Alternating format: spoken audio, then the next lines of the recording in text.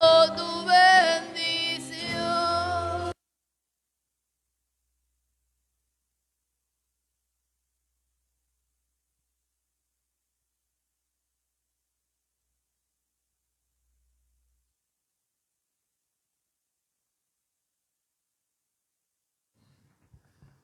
Que Dios les continúe bendiciendo, amada iglesia. Estas cositas, si uno no las prende, no funcionan. Sí, hay que subir esta cosita, pero ya está. Qué bueno es estar en la casa del Señor. Le damos la bienvenida a cada uno de ustedes, los que están aquí, los que nos ven y nos escuchan a través del internet. El título de la predicación de esta mañana es El Jardín de Andrés. El título es El Jardín de Andrés. Y me baso en el Evangelio Liberador de Jesucristo según San Lucas, capítulo 13, versículos del 1 al 9, lectura que acabamos de tener en nuestra liturgia. Hermanos y hermanas de la familia de la fe, nosotros y nosotras continuamos por nuestro camino cuaresmal. Y este camino siempre será uno que nos invita a tomar conciencia de la maldad que existe en el mundo y un llamado a revisar nuestras capacidades para amar y ser instrumento del Señor. El Evangelio es un llamado a vivir un compromiso de ser instrumento de sanidad, de sanar a aquellos que se acercan a nosotros nos acercamos a ellos, pero a la misma vez sanar nuestras heridas individuales y sociales. Llevar un mensaje de nuevas oportunidades para que la gente tome una nueva dirección de la vida conforme los propósitos del Maestro Jesús. Fíjese, el Jesús histórico en nuestra perícopa nos narra la parábola de la higuera que no daba fruto. Y el dueño decide cortarla, pero el mayordomo le pide que tenga paciencia, que espere un poquito. Y el mayordomo se compromete a cuidarla, a podarla, a abonarla para que dé buen fruto en algún momento, en algún instante. Pienso, hermanos y hermanas, que así es la vida de los discípulos y las discípulas del Señor. El Dios Trino nos tiene una infinita paciencia para que demos fruto. Necesitamos cultivar la vida de fe, cultivar el compromiso y la dirección de la palabra, la vida sacramental y unir todo esto a las prácticas de la solidaridad y la justicia, porque todo esto son los nutrientes que usa el Espíritu Santo para producir fruto y fruto bueno. El Espíritu utiliza las obras de piedad, que son todas aquellas que hacen que intimemos con el Señor, las disciplinas espirituales, la oración, la lectura bíblica, la meditación, la contemplación, el descanso, el silencio, la diversión, el equilibrio de Dios. Pero también utiliza las obras de misericordia, que son las que van hacia afuera, que es el servicio a los vulnerables. El Señor utiliza para nutrirnos el culto público y el culto privado. El culto público aquí en la iglesia, con los hermanos y hermanas en la iglesia visible, la iglesia que es imperfecta, pero que es hospital de Cristo. Y el culto privado, que es en nuestro hogar, donde practicamos las obras de piedad. Nuestro Dios, además de ser misericordioso, hace brotar la esperanza. Dios siempre está a la espera de que sus hijos e hijas produzcan buenos frutos, que den bien a la humanidad, que den esperanza, que le den dignidad a cada persona. Profundicemos un poco en esta mañana, abuelo de pájaro. Jesús se enfatiza, Jesús vive cada día en despertar en la gente una conversión a Dios. Esa es la pasión de Jesús, llevar el Evangelio y que la gente conozca ese Dios Trino. Jesús le dice a sus oyentes que ha llegado el momento de buscar el reino de Dios y su justicia. Es hora de dedicarnos a trabajar y a construir una vida más justa, una vida más humana. En la parábola, el dueño de la viña toma la decisión más sensata que se puede tomar: cortar una higuera que está estéril. La higuera no produce fruto y está absorbiendo inútilmente la energía del terreno. Lo más razonable es cortarla. Árbol que no da fruto, se corta. Y si no me cree, pregúntenle a Damián. Árbol que no dé fruto, se corta. Pero en contra de toda sensatez, el viñador propone hacer todo lo posible para salvarla.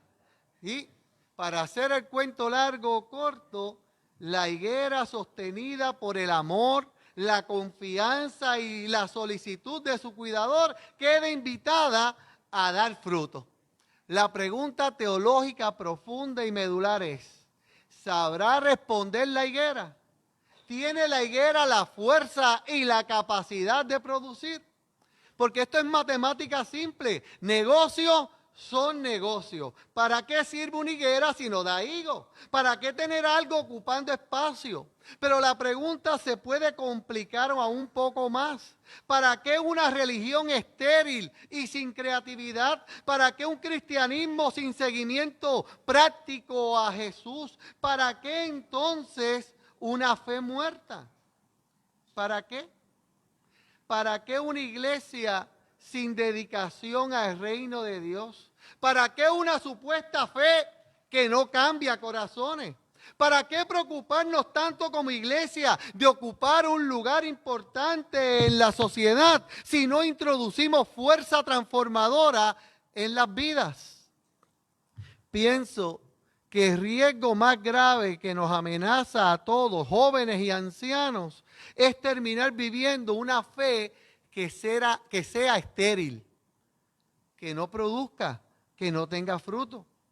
Porque sin darnos cuenta vamos reduciendo la vida a lo material, a lo que nos parece importante. Pero con ese pensamiento no podremos encontrar viviendo, hermanos y hermanas, sin horizonte, sin proyecto de vida, sin pasión, sin misión, sin propósito.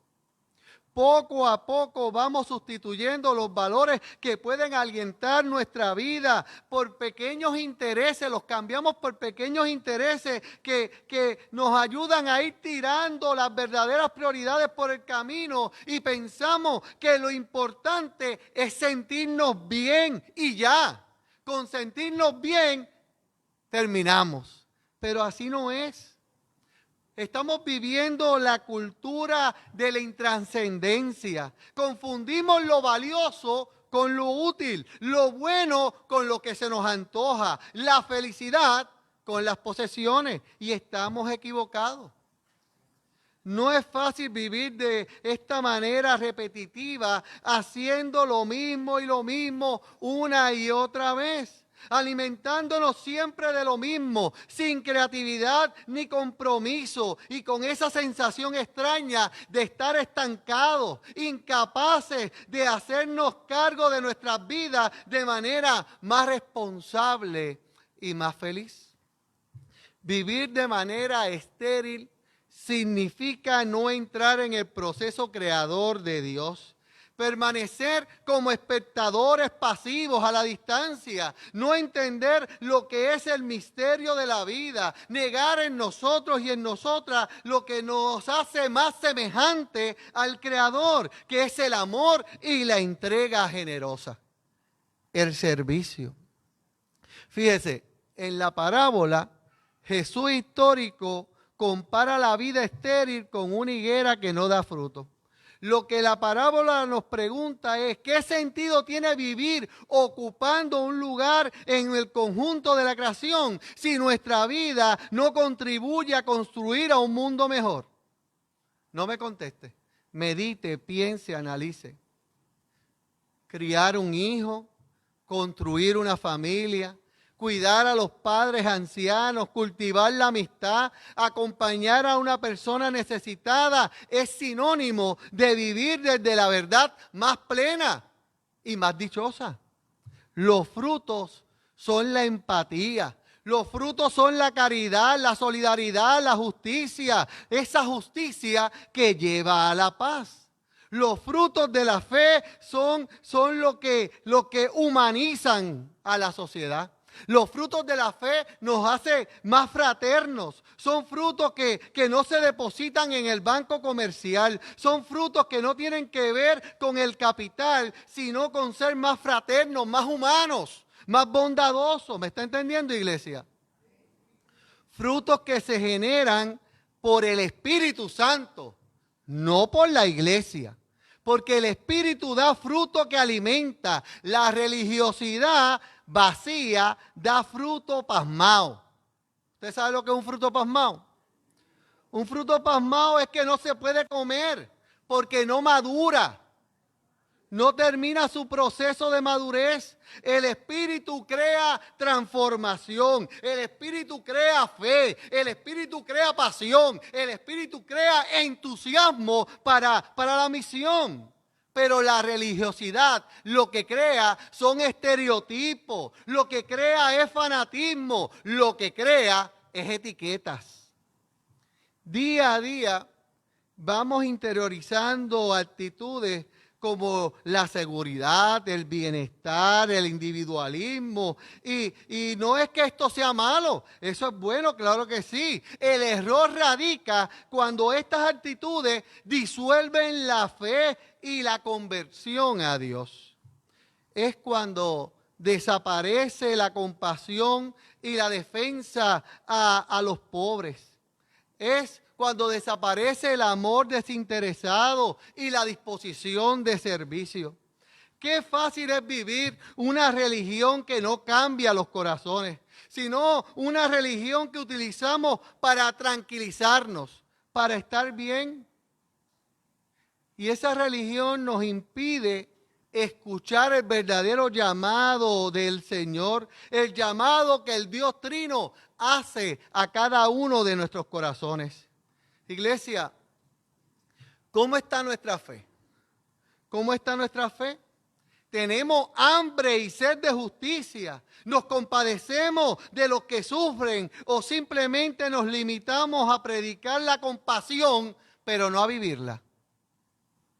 Hacer que la compasión sea teórica, académica, pero no una práctica y una asignación de fe. ¿Amamos de manera ilimitada o hacemos nuestro ese dicho popular que dice el amor y el interés fueron al campo un día y era más el interés que el amor que se tenían? Mire qué interesante, hermanos y hermanas. En la parábola, el viñador no corta la higuera, al contrario, la cuida todavía más y sigue esperando que un día dé fruto. Así es la paciencia del Dios Trino. Después de más de 20 siglos, después de más de 2 milenios, el Señor sigue esperando. Sigue esperando un cristianismo más vigoroso y fecundo, sin estereotipos, sin etiquetas, sin doctrinas tóxicas que solo sirven para excluir y dividir. Existen 3 cosas que nos pueden llevar a salir de ese círculo disfuncional de religión vacía.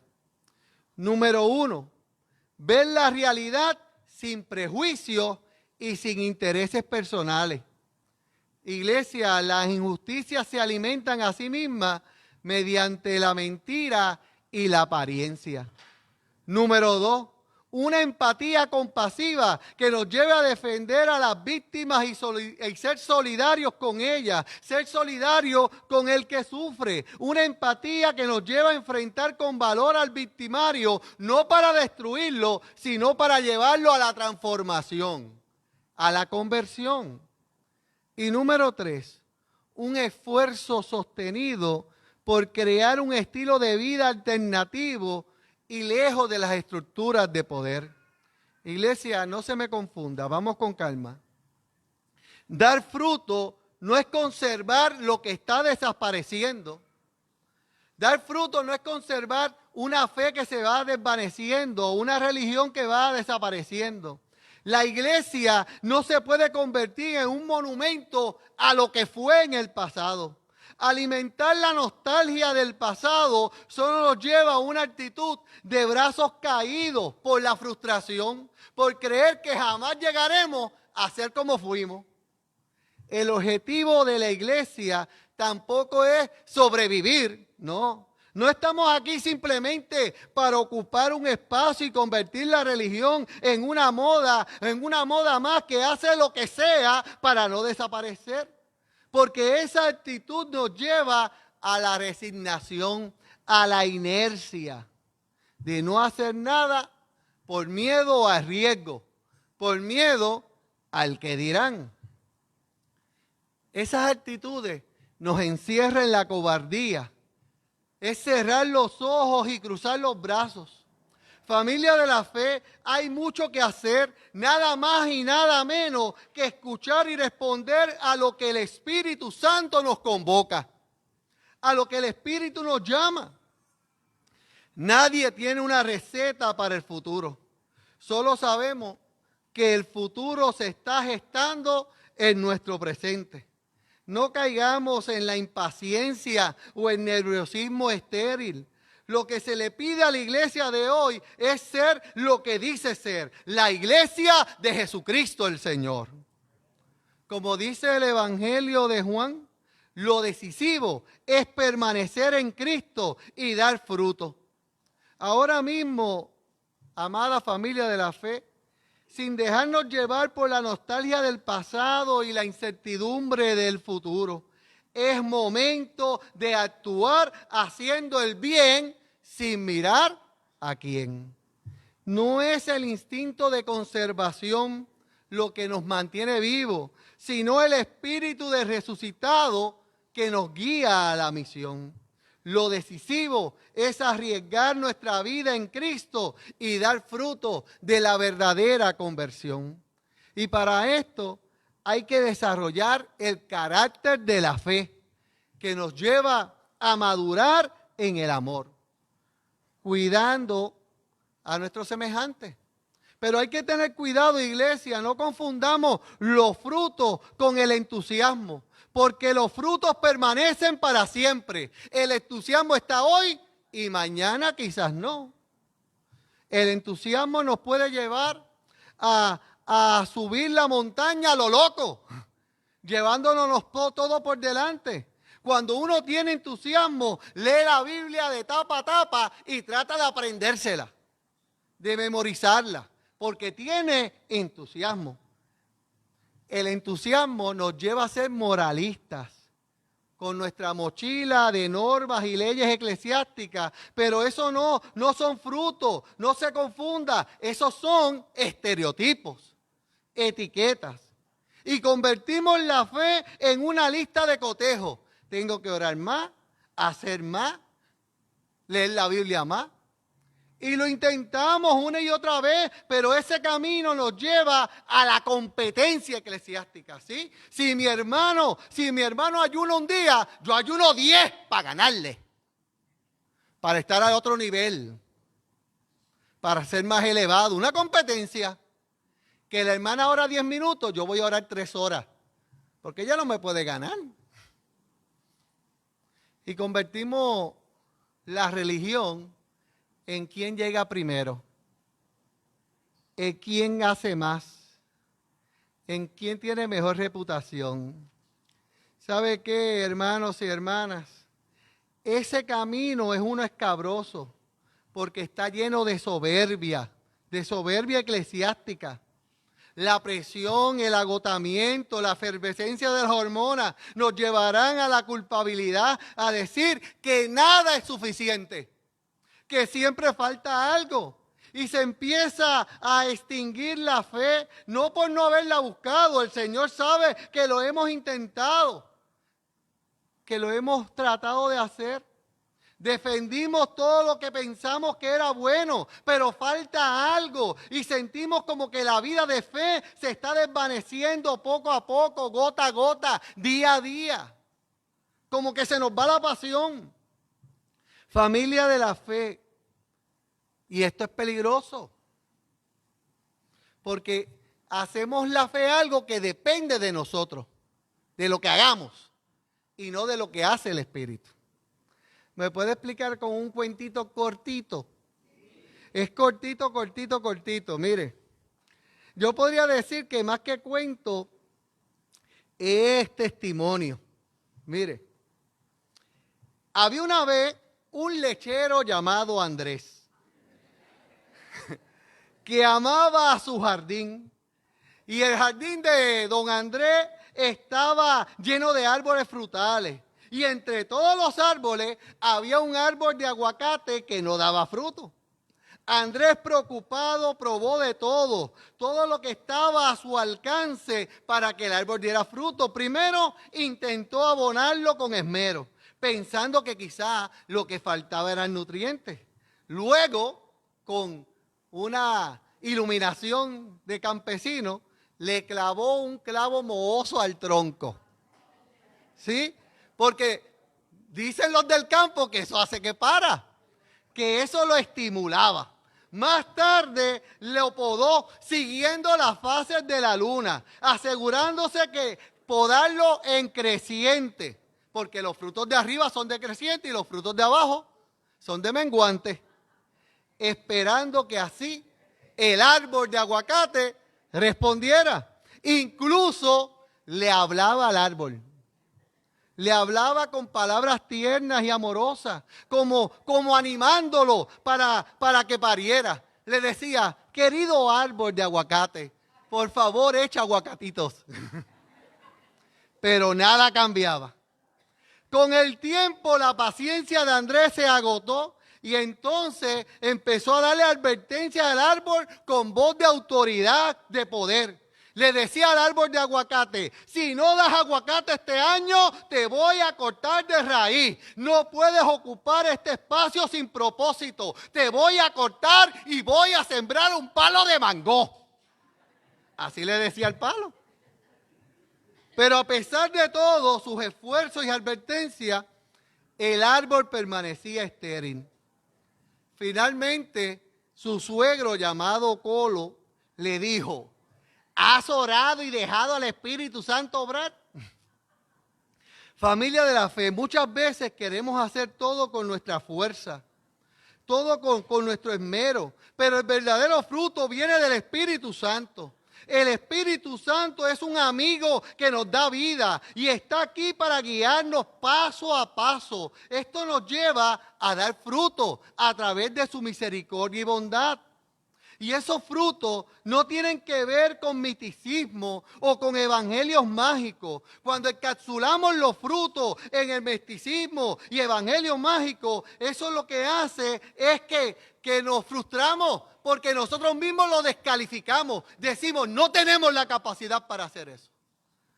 Porque somos nosotros los que ponemos esos parámetros. Porque creemos que no tenemos la suficiencia del Espíritu en nosotros.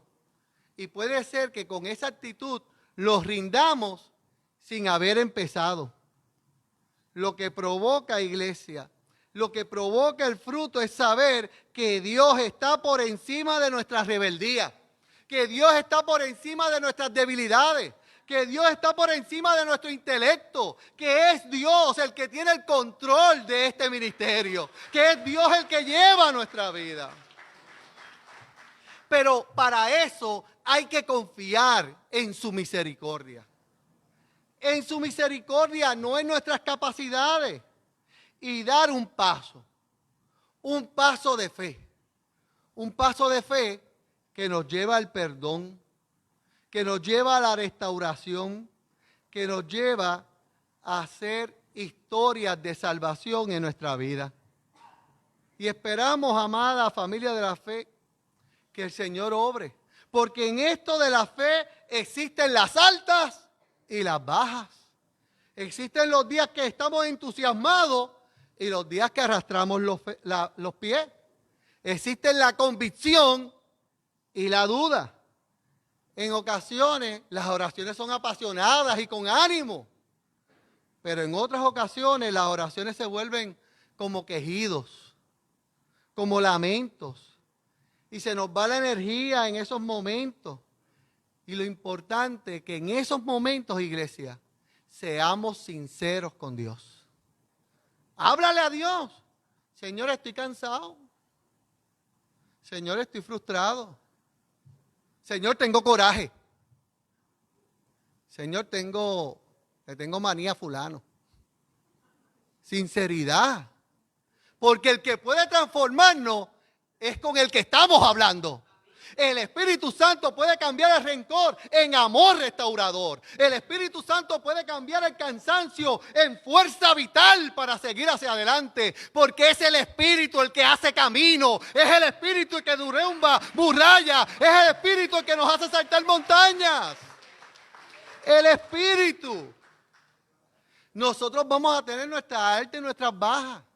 Mire, cada vez que yo salgo de un diálogo por el centro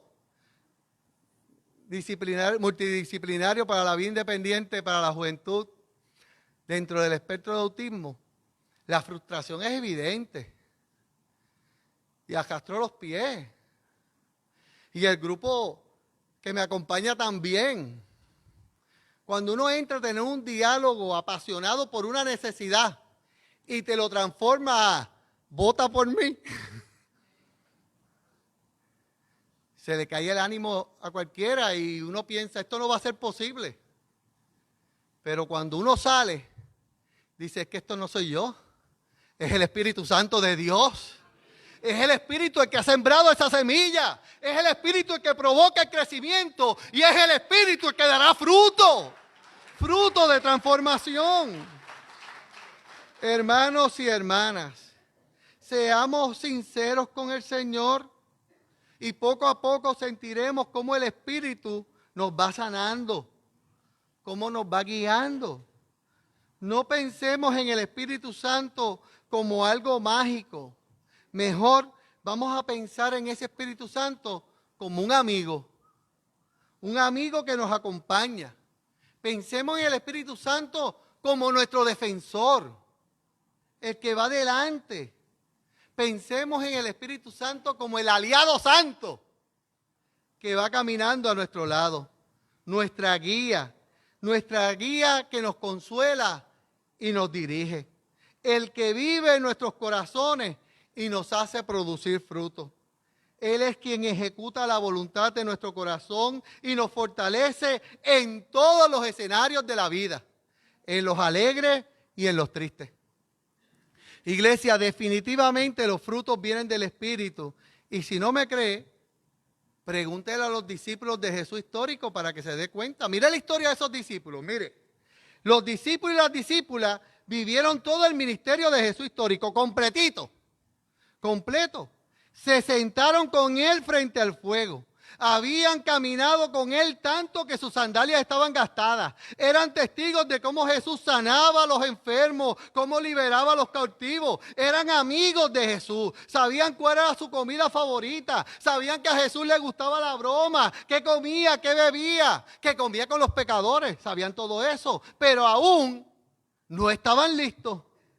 Habían visto la tumba vacía, habían tocado su cuerpo resucitado, habían pasado 40 días escuchando al Cristo resucitado, sus enseñanzas sobre el reino. Sin embargo, necesitaban algo más, algo. La pregunta teológica profunda y medular es, ¿qué necesitaban? Después de haber caminado con él, ser testigo de la resurrección, escuchar sus enseñanzas, ¿qué necesitaban? Deténgase por un momento y pase las páginas de la Biblia hasta el libro de los Hechos, capítulo 1, versículo 8. ¿Recuerda lo que dice allí? Allí dice, pero recibiréis poder cuando haya venido sobre vosotros el Espíritu Santo, y me seréis testigos en Jerusalén, en toda Judea, en Samaria y hasta lo último de la tierra. Apúntalo, iglesia. El Espíritu Santo es el poderoso, no nosotros y nosotras. El poder para dar fruto, para tomar buenas decisiones, para cumplir promesas y silenciar las voces interiores del temor, viene del Espíritu Santo. Él es el que vence el fracaso. Él es el que nos hace seguir hacia adelante. Es el que da poder para llevar el evangelio hasta los confines de la tierra. El Espíritu Santo nos levanta de la cama de la conformidad para continuar con la vida de servicio y amor, para ocuparnos de las cosas correctas, poder de Dios para enfrentar el paso del tiempo. Pregúntele a la Biblia, a la palabra del Señor. Mire, Juan 14:26, el Espíritu Santo es el mejor maestro. Juan 3:8, el Espíritu Santo es el aliento de Dios. Romanos 8:26, Él es nuestro intercesor. Efesios 1:13, Él es el sello del cielo sobre los santos. Este es el mensaje de Lucas 13, del 1 al 9. Tal como el viñador de la higuera pide paciencia al dueño, Dios nos da tiempo y oportunidades para que el Espíritu Santo obre en nosotros y en nosotras y nos capacite para dar fruto para la gloria de su nombre. Para la gloria de Él. No para la gloria de la iglesia, para la gloria de Él. Mire, así como Andrés, el protagonista de nuestro cuento, se dio cuenta que no era suficiente abonar, podar y hablar con el árbol para que diera fruto, nosotros y nosotras también debemos reconocer que nuestro esfuerzo humano no basta. Cuando culminé esta predicación, le dije al lechero que iba a predicar de esto y que tenía curiosidad, porque yo me acordaba, yo era chiquito. Dije, papi, el palo dio aguacate. Y mi señor padre me miró con sinceridad y honestidad y me dijo, dio aguacate. Comimos aguacate. Hermanos y hermanas, el Espíritu Santo es el que lo hace. El Espíritu Santo es el protagonista. El Espíritu Santo es el poderoso. Sin el Espíritu Santo somos árboles estériles, sin producción, incapaces de cumplir con nuestro propósito. Hoy no es día ni para criticar ni para indignarnos. Hoy es día de reconocer nuestra responsabilidad y que estemos conscientes que la tarea es de todos y de todas. Necesitamos caminar hacia una sociedad que se asiente en cimientos nuevos. Se hace urgente un cambio de dirección. Tenemos que aprender a vivir de manera diferente, no de acuerdo a las reglas del juego que hemos impuesto en nuestra sociedad egoísta, sino de acuerdo con los valores inspirados por ese Espíritu Santo. Creceremos no siendo cada vez más grandes, sino estando cada vez más cerca de nuestra pequeñez. Seremos felices no teniendo cada vez más, sino compartiendo cada vez mejor. La invitación de hoy para concluir es abrir nuestros corazones a ese Espíritu Santo. Así como Andrés tuvo que soltar el control y dejar que algo mayor obrara, nosotros y nosotras también podemos confiar en el Espíritu para que fertilice nuestra vida con su gracia, que pode nuestras lágrimas con amor y nos impulse a florecer en fruto abundante. Cultivemos una relación viva y profunda con ese Espíritu Santo y que viva en el jardín de nuestros corazones y seamos testigos de una vez y por todas de cómo todo comienza a cambiar con su fuerza. Dejemos que sea el Espíritu Santo que obre en nuestro ser y quedemos con la boca abierta. Dios te bendiga y Dios te guarde.